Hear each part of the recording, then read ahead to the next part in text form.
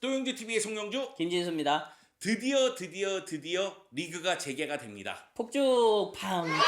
백수 탈출. 네, 우리 뭐 하려고 했지? 힘들어.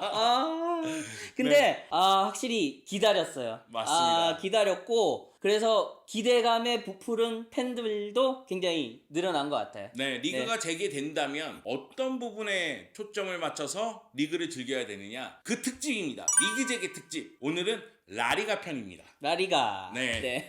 라리가는 6월 11일부터 리그가 재개된다고 합니다. 안달루시아 더비부터 재개가 되는데 28라운드, 29라운드 두 개 라운드의 일정은 나왔지만은 그 이후의 일정은 나오지 않았습니다. 스페인이 굉장히 무더워지는 날씨가 있기 때문에 이 날씨를 고려해서 이제 나머지 일정들을 배정을 한다고 하더라고요. 그리고 27라운드까지 치르고 나서 리그가 멈췄잖아요. 네. 그래서 28라운드부터 38라운드까지 110경기를 치러야 됩니다. 약 32일 동안 110경기를 치러야 되기 때문에 거의 주중 주말 경기가 이어진다고 보면 되겠어요. 강행군이죠 완전. 네. 그리고 27라운드, 28라운드 경기 보면은 거의 매일 경기가 있습니다. 그 정도로 이제 라리가는 매일 즐길 수 있는 상황이 됐는데 라리가 쪽에서의 이야기를 들어보면은 7월 19일 날 리그를 마감할 생각이라고 하더라고요. 이거는 역시 챔피언스 리그와 유로파 리그. 다음 시즌을 또 준비를 해야죠. 이 챔피언스 리그와 유로파 리그가 아마 8월 달쯤에 펼쳐질 가능성이 있기 때문에 7월 중순 또는 7월 말까지 각 리그들이 마감할 생각인데 세리아 같은 경우에는 8월 초에 마감할 생각이라고 하더라고요. 그리고 라리가의 발표에 따르면은 다음 시즌 개막을 9월 12일로 보고 있다. 이런 얘기까지 나왔습니다. 정상적으로 마무리를 할 수 있다면. 물론 이제 무관중 경기로 치러지게 되고 경기마다 선수들의 발열 체크를 비롯해서 여러 가지 검사 후에 경기가 치러지게 됩니다. 자, 라리가 재개가 되면은 어느 부분에 초점을 맞춰야 되냐? 역시 라리가는 우승 경쟁이죠. 일단 2강. 바르셀로나랑 레알 마드리드의 우승 경쟁이죠. 바르셀로나하고 레알 마드리드가 올 시즌 기대만큼 동시에 힘을 발휘하지 못하면서 우승 경쟁이 뜨거워지고 있습니다. 둘 다 우리 팀 왜 이렇게 못해 막 이렇게 까는데 그래도 결국은 리그 테이블 제일 상단에 있어요. 그러니까 바르셀로나 같은 경우에는 원정에서 너무 안 좋고 그러다 보니까 또 발베르데 감독도 경질이 되고 세티엔 감독이 오지 않았습니까? 그 가운데 리그가 멈췄단 말이에요. 그리고 나서 재개가 되는데 루이스 수아레스가 무릎 부상에서 돌아오게 됩니다. 그럴 경우에는 확실히 이게 리그가 멈춰진 게 오히려 약이 됐다. 이런 표현이 될 수도 있을 것 같아요. 그리고 세티안 감독이 지휘봉 잡고 나서 자신이 생각하는 전술을 확실하게 뿌리내지 못하는 그런 상황이었었는데 이제 시간적인 여유가 있다 보니까 코치진하고 이야기도 많이 했을 것이고 시뮬레이션도 많이 돌려봤을 거 아니겠어요? 좋게 얘기하자면 뭐 좀 공부할 시간이 생겼다. 그 이전에는 어떻게 보면은 당장에 아침 경기들을 또 준비를 해야 하다 보니까 그렇게 큰 그림을 그리진 못했는데 이런 시간을 벌었고 이게 얼마나 팀에 도움이 되느냐가 좀 관전 포인트가 되겠죠. 반면에 레알 마드리드 같은 경우에는 승점 2점 차로 2위에 머물고 있는데 레알 마드리드는 무엇보다도 에덴 아자르가 돌아옵니다. 뚱자르가 날씬한 아자르로 돌아왔어. 다이어트 성공! 제일 부러워! 빠방 여기도 또 팡팡 터뜨려줘야 되나? 다이어트 성공! 너무 친레알 같은데?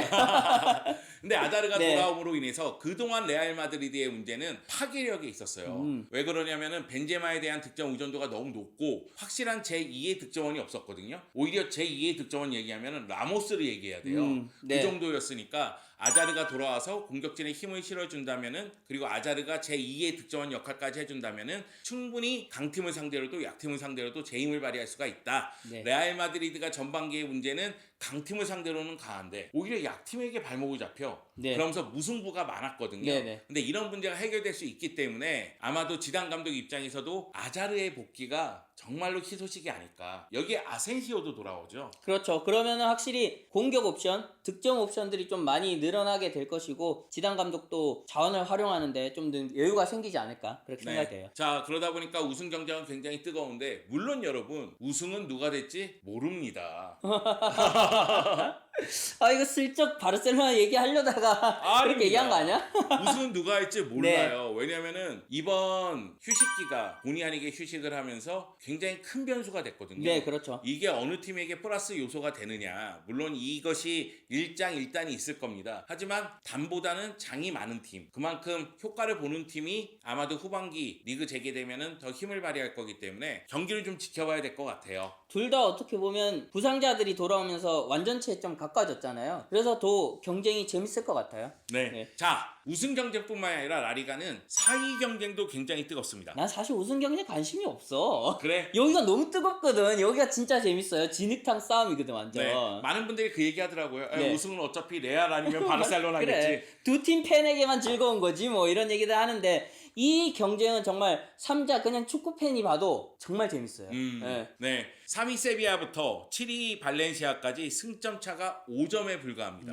그렇기 때문에 세비야, 소시에다드, 헤타페, 아틀레티코 마드리드, 발렌시아가 모두 챔피언스리그 진출 티켓을 놓고 다툴 수 있는 상황인데 일단 두 장은 바르셀로나하고 레알이 가져갔죠. 네. 그러니까 남은 두 장을 갖고 요 팀들이 경쟁을 해야 돼요. 근데 지금 이야기에 따르면 세비야가 워낙에 수비가 단단하기 때문에 안정감을 계속 유지할 가능성이 있다. 여기다가 루크 도용이 해결사 역할을 못하지만은 이타적인 플레이를 하고 그리고 엔네실이 영입해서 나름대로 효과를 보고 있으니 네. 그리고 오캄포스가 에이스 역할을 하고 있으니까 세비야가 챔피언스리그 진출 티켓을 딸 가능성은 매우 높다. 이런 얘기가 흘러나오고 있더라고요. 저는 아틀레티코 마드리드가 조금 자존심 상할 것 같아. 원래는 3강이 있어야 되는데 여기서 지금 섞여서 싸우고 있으니까 아틀레티코 네. 마드리드 위험해요. 그러니까 위험하기도 한데 자존심을 좀 살리려고 준비를 하게 하지 않았을까 약간 네. 그런 생각이 있고요. 그래서 좀 지켜보고 싶어요. 특히 주앙 펠릭스가 굉장히 좀 고전했잖아요. 재개 후에는 또 다른 모습을 보여줄 수 있을지 그런 것들도 좀 네. 지켜보고 싶습니다. 그러니까 아틀레티코 마드리드가 6위에 위치하고 있는데 주앙 펠스가 또 부상을 당했습니다. 그렇기 때문에 리그 재개하고 초반에는 못 나올 네. 가능성이 크고요. 앙헬 코레아도 부상을 당했어요. 아 힘들다. 네, 거기다가 네. 데고 코스타가 세금 문제로 지금 이야기가 많이 나오고 있습니다. 아 시작부터 어렵다.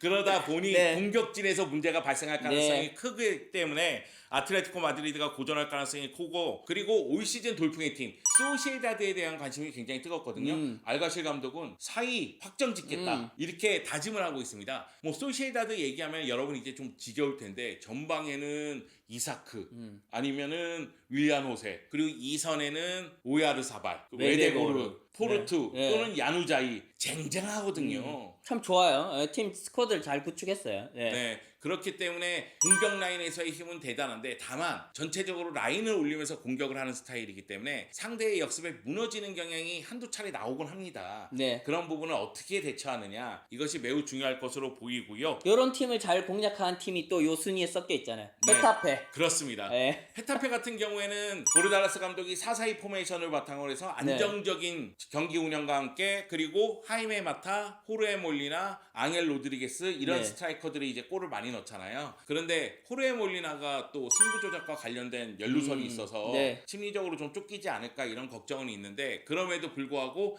헤타페는 안정적인 경기를 펼치기 때문에 순위가 내려올 가능성은 그렇게 크지 않다. 네. 그렇기 때문에 그 밑에 있는 아틀레티코 마드리드와 발렌시아가 개고생할 가능성이 네. 큽니다. 발렌시아는 또 이강인 선수의 소속팀이니까 네. 자연스레 또 애착이 가고 좀 응원하신 분들도 많을 건데 그래도 부상자가 정말 많았잖아요. 네. 리그 중단 전에는 부상자가 참 많았는데 이런 선수들이 조금은 돌아오고 그리고 부상자들이 많으면은 부상자들도 힘들지만은 그냥 뛰는 선수들도 힘들어요. 그럼요. 체력적 부담이 크니까 그런 선수들이 좀 휴식하고 한숨을 돌릴 수 있는 계기가 되지 않았을까. 네. 네, 그렇게 생각이 돼요. 발렌시아 같은 경우에는 셀레데스 감독이 지휘봉 잡고 나서는 사실상 경기 운영은 4-3-3에 가깝습니다. 네. 경기 전 포메이션은 4-4-2로 나오더라도 네. 4-3-3에 가깝게 경기 운영을 많이 했거든요. 그런데 결과가 안 나오니까 4-4-2로 돌아갈 거라는 얘기가 있고요.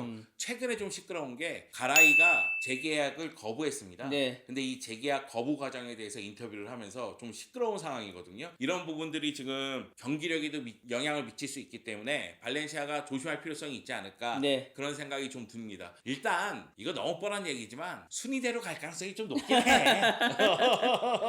약간 그런 느낌이 나요. AT 마드리드에겐 조금 안타까운 소식이지만 아까 얘기했듯이 악재가 너무 많아. 악재가 많아.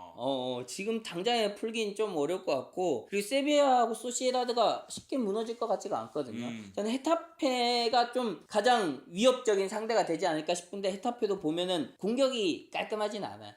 팀이 참 잘 짜여 있다는 느낌은 받는데 공격이 그렇게 매끄럽지가 않다 보니까 승점을 3점씩 쌓아야 되는 이런 경쟁에서는 조금 힘들 수도 있겠다. 그런 생각은 들더라고요. 헤타페 같은 경우에는 하이메 마타가 더욱더 돋보이는 장면은 많아요. 그리고 골수가 더 많을 수도 수는 있어도 호르에 몰리나가 사실상 1선과 2선을 연결해주는 경우가 많거든요. 네. 그래서 호르에 몰리나의 컨디션이 매우 중요하다고 볼 수가 있겠고요. 자, 이 챔피언스리그 경쟁까지 얘기를 했는데 마지막으로 조금만 덧붙이자면 이강인 선수 리그 재개되면 출전 기회를 잡을 것으로 보이는데 아마 이강인 선수가 남은 시간 동안 얼마나 뛰는지에 따라서 다음 시즌 행보가 좀 달라지지 않을까. 이강인 선수에 대한 관심은 여전히 여러 팀에서 있거든요. 네. 그래서 이강인 선수가 어떤 플레이를 할지, 출전 기회를 얼마나 잡을지 이런 부분에 관심을 갖고 지켜보면 좋겠고. 이강인 선수랑 쿠보 선수가 몸이 좋아졌더라고요. 네. 두 선수 다 몸 관리를 참 잘했고 그래서 재개 후에 준비를 잘한 것 같은데 또 쿠보 선수를 얘기하다 보면 기성용 선수를 얘기해야 되잖아요. 예. 그러니까 쿠보 선수는 뭐 마요르카에서는 굉장히 잘하고 있는데 일본 언론 쪽에서는 야 다음 시즌 레알 마드리드에서 뛴다, 아니 또 인대를 간다 이런 네. 부분에 관심이 있지. 네. 현재 마요르카에서는 굉장히 잘해주고 있습니다. 네. 그리고 기성용 선수는 빠르게 팀에서 데뷔전을 치렀잖아요. 네. 그리고 나서 사실은 기성용 선수도 라리가에 적응할 시간이 필요했는데 요 휴식기가 있음으로 인해서 네. 오히려 다 같이 이제 적응할 수 있는 상황이 된 것 짚고 같아요. 가면서 짚고 가면서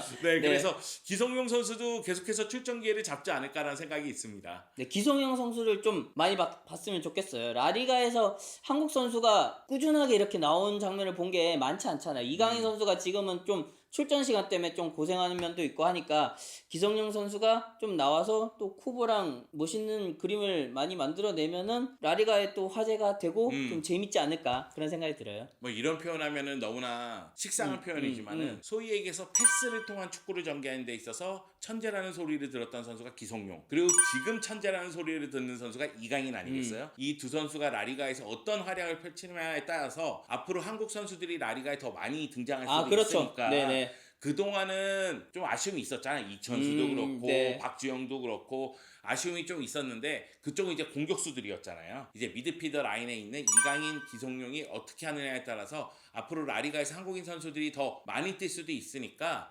선구자적인 생각을 갖고서 조금 더 열심히 뛰어줬으면 하는 바람이 있습니다. 몸 상태가 좀 힘들지만 그래도 또 준비를 잘 했으리라고 네. 기대를 해요. 네. 자, 라리가가 6월 11일부터 안달루시아 더비를 통해서 재개가 됩니다. 시작부터 좋아. 어. 분데스리가도 레비어 더비로 시작했잖아. 이 안달루시아 더비가 베티스랑 세비야의 더비전인데 정말로 치열해요. 막 불꽃이 튀잖아. 거긴 전쟁이야. 그치, 전쟁이잖아. 감독한테 막 물병 던지고. 예전에 송 의원님이 이걸로 칼럼도 쓰셨잖아. 네. 그러고 정말 전 재밌게 많이 봤거든요. 한번 관심 있게 또 지켜보시면 좋을 것 같습니다. 아니 그 안달루시아 더비 때 라모스 감독이 물병인가 술병인가에 맞았잖아. 네.